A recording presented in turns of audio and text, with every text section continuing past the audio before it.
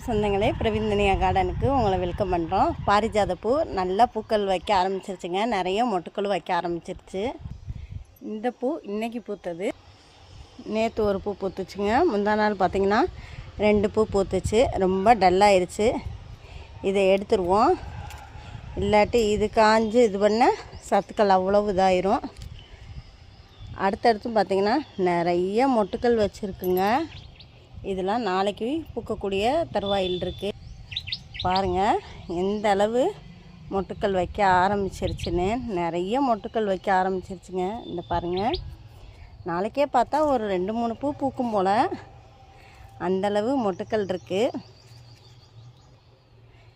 பறித்த பூவையும் இதிலையே போட்டுடலாங்க. அது பாட்டுக்கு மக்கும் உரமாக ஆக்கிட்டே இருக்கும். இதில் பார்த்திங்கன்னா நான் இதில் விழுகிற இலைகள் எல்லாத்தையும் போட்டு விட்டுருவேன். இந்த பார்த்திங்கனாலே தெரியும் இலை தலைகள்.